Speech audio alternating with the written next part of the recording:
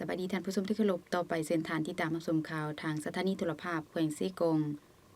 หัวหน้าคณะจัดตั้งแขวงพร้อมด้วยคณะเขาอวยพรคณะพักคณะนำโรงเรียนการทหารท้องถิ่นเก่งหลวง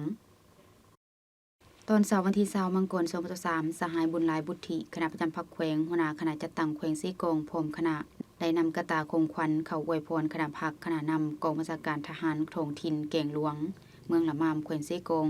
เนื่องในโอกาสบรรสร้างต่างกองทัพประชาชนลาวครบรอบ74 ปีวันที่20มังกร1949หาวันที่20มังกร2023โดยการต้อนรับอย่างอบอุ่นจากสหายพันธุบุญธนงเพชรสลาด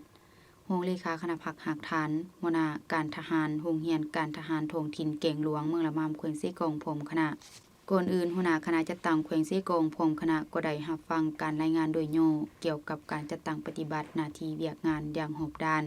เกี่ยวกับการจัดตั้งปฏิบัติหน้าที่เวียกงานรอบด้านและผลสำเร็จที่ญาติมาได้ในระยะผ่านมาของโรงเรียนการทหารท้องถิ่นเก่งหลวง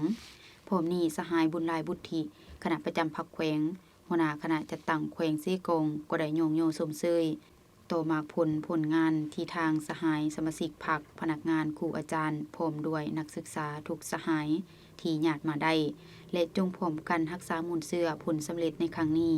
และสืบต่อปฏิบัติหน้าที่เวียกงานที่ได้มอบหมายให้มีผลสำเร็จสูงขึ้นกว่าเก่าโดยให้ถือเอาเวียกงานศึกษาอบรมการเมืองแนวคิดเป็นกกมีความสามัคคีเอกภาพภายในอย่างหนักแน่น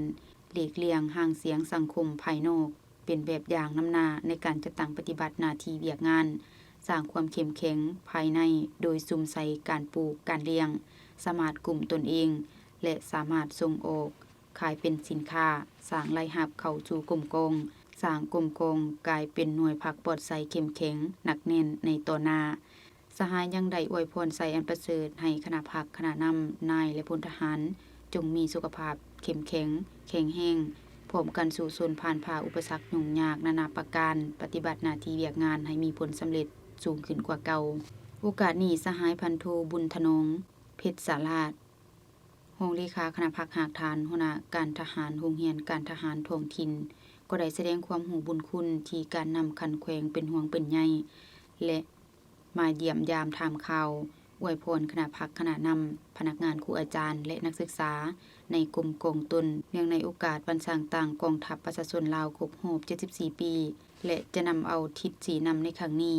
ไปปฏิบัติในกลุ่มกองคงตนในต่อหน้าให้มีผลสำเร็จสูงขึ้นกว่าเก่า